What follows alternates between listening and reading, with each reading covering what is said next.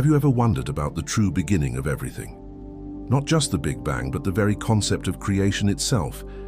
Ancient wisdom traditions offer a radically different perspective, one that sees creation not as a single event, but as a divine, unfolding process. Let's start with the ultimate source, a reality that exists before time, a realm of pure perfection often called the treasury of light. From this source, divine emanations begin.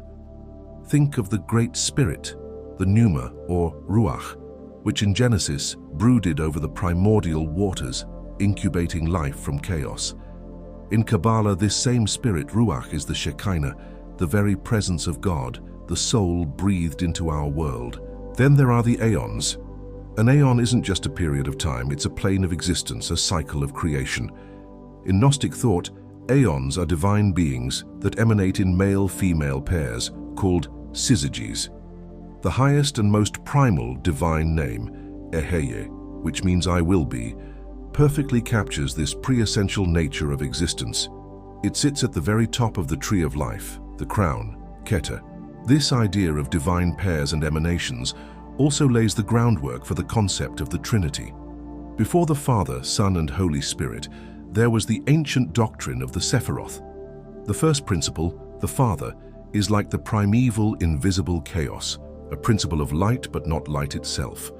The second principle, the Son, is wisdom, the creative logos, also known as the androgynous Adam Kadmon, the spiritual blueprint for humanity.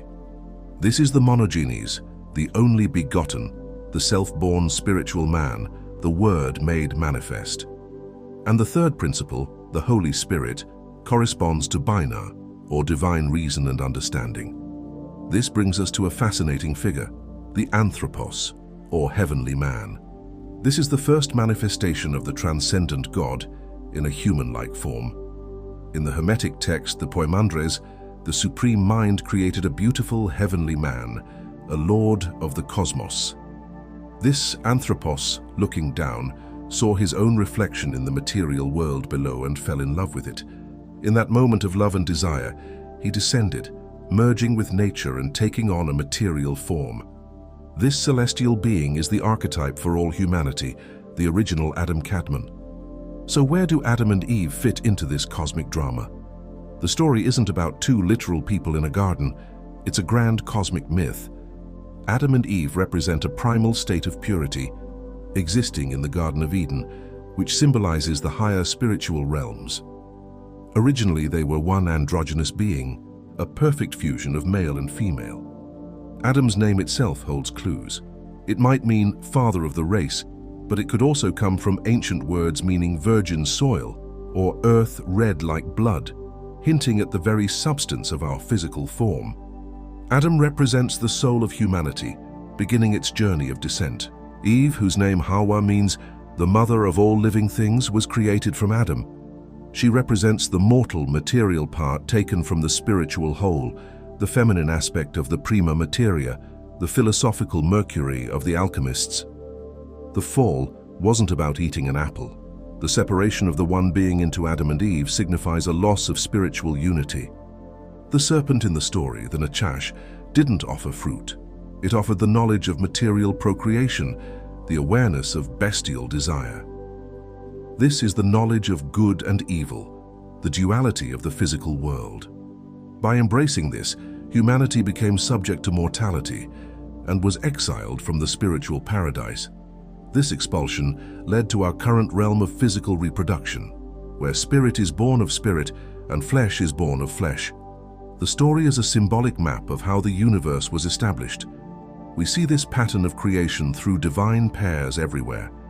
In Egyptian mythology, the creator god Atum began everything by bringing forth twins, Shu, the dry wind, and Tefnut, moisture. Creation unfolds through the emanation of male and female opposites. Atum used Heka, the primordial force of magic and creative power, to shape the entire cosmos.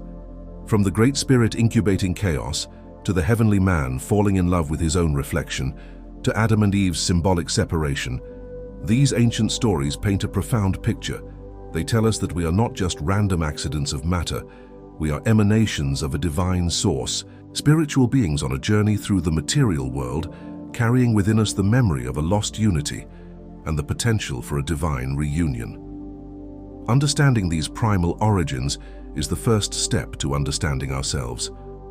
Thanks so much for exploring these deep ideas with me today.